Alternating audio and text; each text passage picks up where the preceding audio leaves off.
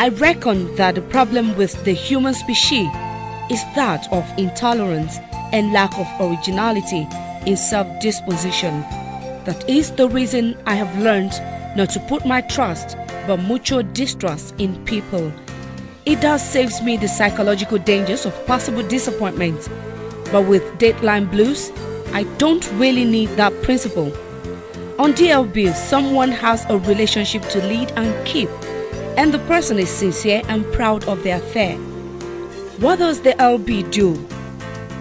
It flaunts it to the world, and the world doves her heart for that person and psychologically keeps intruders on a check.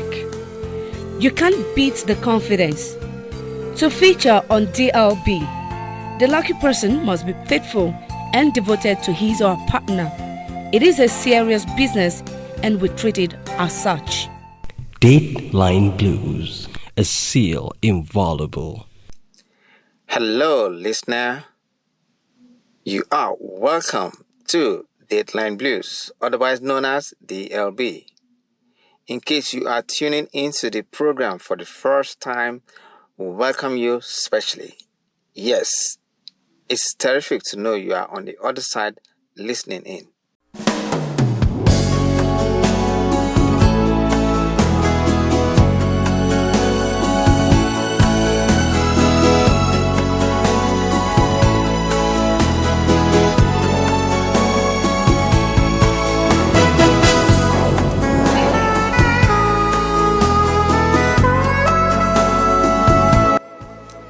DLB is a radio magazine with the perfect guide and regard for your love relationships. Trust me, this edition promises an interesting drive all the way in the next 25 minutes or thereabout.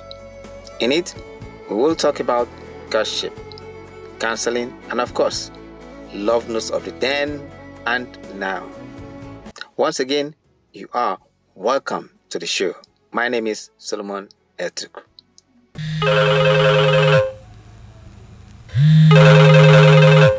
Hello, darling. Just called to say I would do anything to prove my love to you. Thank you. Or flaunt it on the LB and then I'll believe you. Deadline Blues, a seal inviolable. On our Wedding Bells segment, we bring you a piece from GBEMISOLA AYODELE as she takes us down memory lane in a courtship just before she met her sweet husband, Ayodele Abayomi. Take a listen.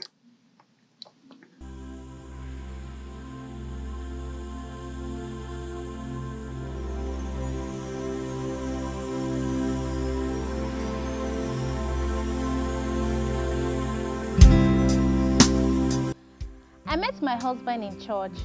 It was on a Wednesday service. I went to church with a friend, and after service, myself and my friend, we were looking for someone to lift us to Area 1. Then, this car came and parked beside me. So I sat down in front and my friend sat in the back.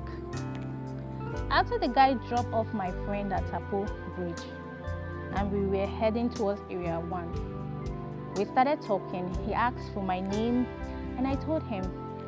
He was just looking at my face and I was looking at him too.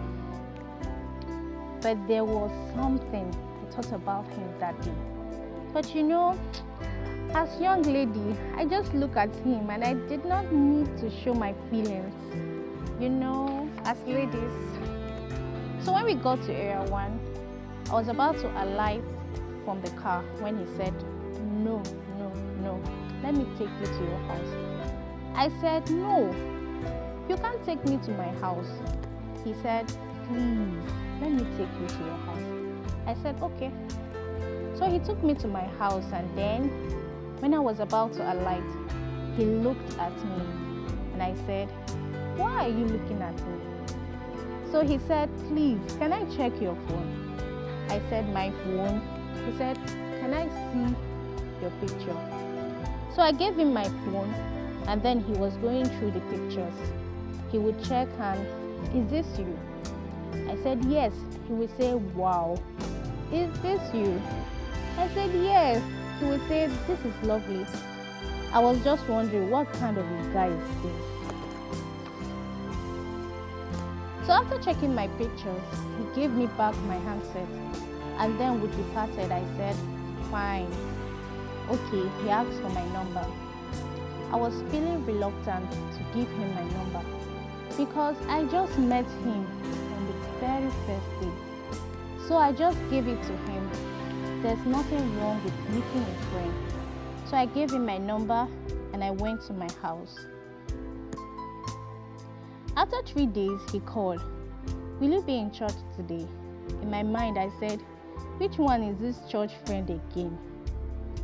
I said, yes, I will be in church, but I might not see you because I'm coming with a friend. He said, there's no problem. I just want you to come to church. So that was it.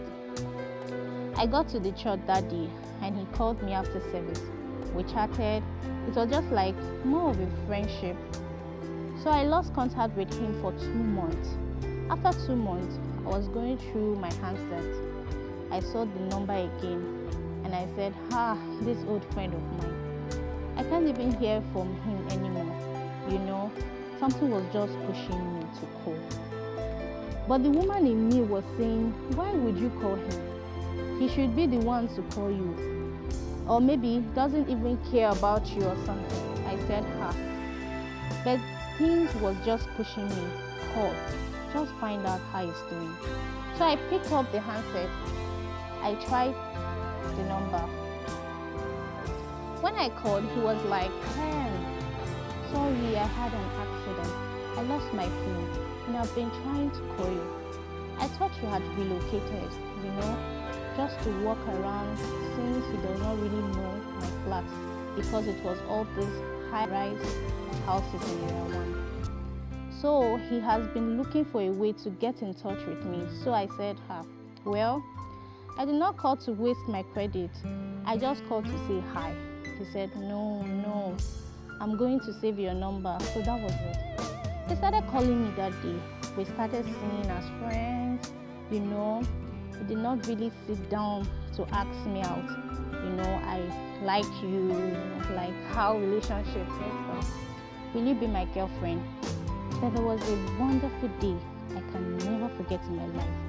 That was when, in my heart, I knew the relationship had started. He used to come to my house and office, but I did not know where he stayed.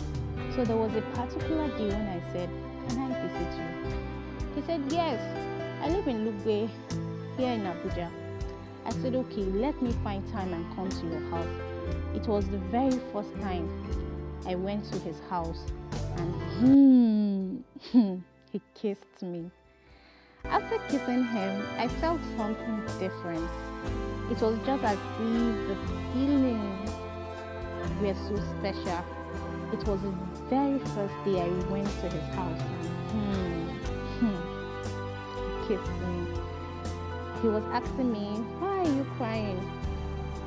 I couldn't explain myself. I was just crying. But after that day, I knew the relationship would have started.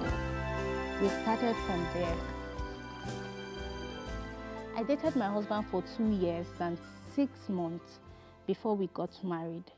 It was a nice relationship all through, He was caring, loving, nice. He loved me more than I loved him. He was just all over me from day one till the last day. He would introduce me to his friends as his wife, my wife, until that D-Day.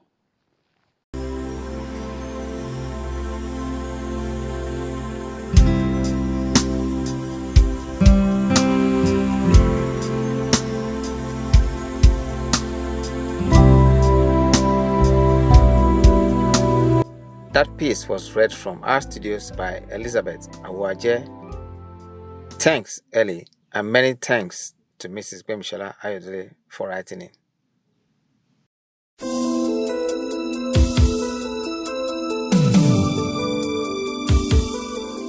You've got the relationship. Flaunt it and the world will offer hearts for you. Dateline Blues, a seal inviolable. Now, did you know that as a man in a love relationship, you should avoid sudden major changes without discussions and without giving her time to adjust. Let's take a closer look at this.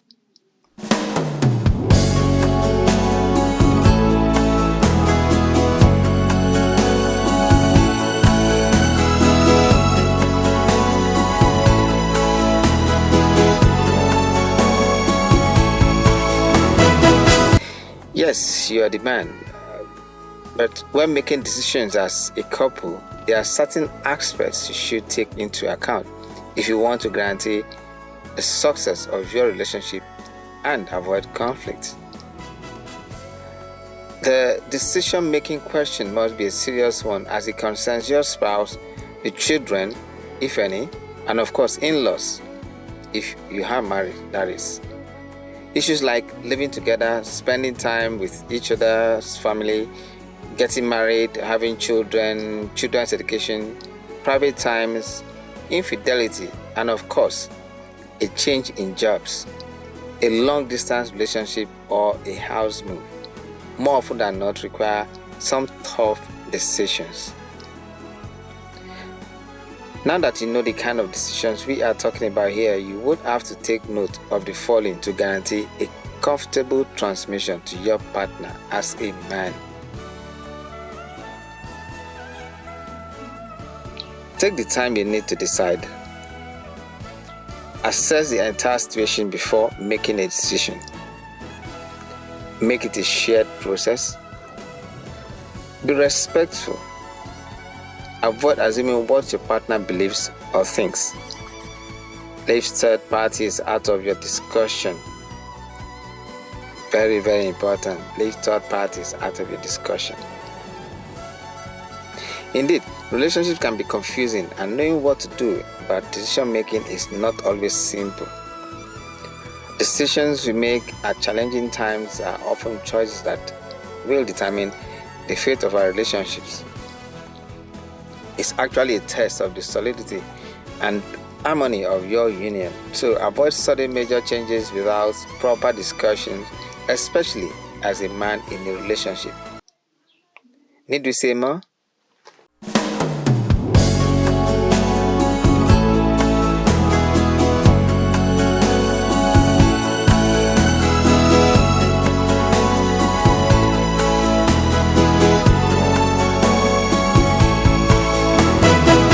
Sure, it's still Dateline Blues. Today we see serious deficiency in long-lasting love relationships. Hence, we ask ourselves, are love relationships today truly love relationships, and do they last? I mean, in the past, divorce was somewhat unacceptable. But in today's world, it has become so normal and accepted and sometimes celebrated.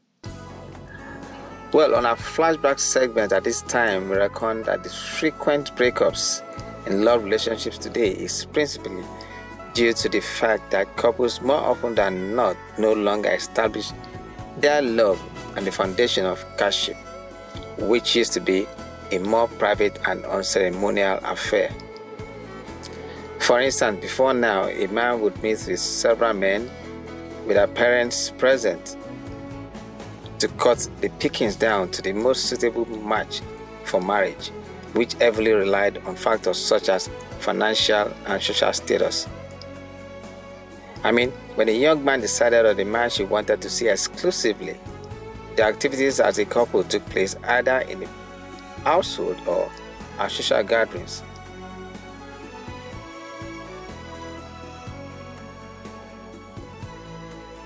At that time, there was no such thing as just two young lovers going out on a date.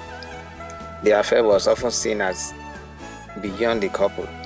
It was indeed that of the couple's individuals, or that of the couple's individual families, communities, and very important and well-respected elders in the society or neighboring villages or towns. As such, it was very difficult, if not impossible, to have breakups in relationships. But today, the case is different. So, courtship today is negotiated individually with little or no guidance from anyone. Coupled with technological breakthroughs in sight and sound and communication patterns, couples easily engage in courtships without the knowledge of family members.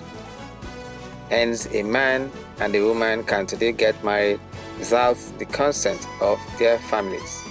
As such, breakups become an easy decision without apologies to anyone or a given institution. Alright, let's talk some more about this some other time.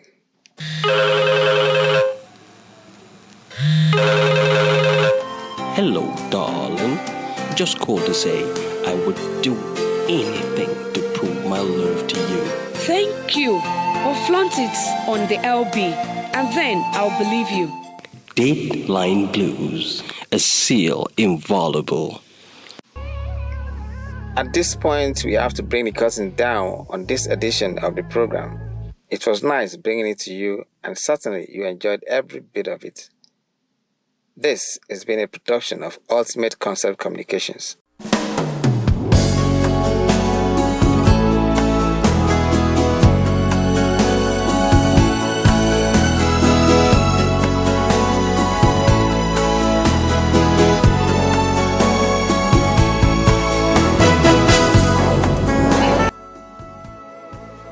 Let's do it together again soon. My name is Solomon Ezra. Bye for now.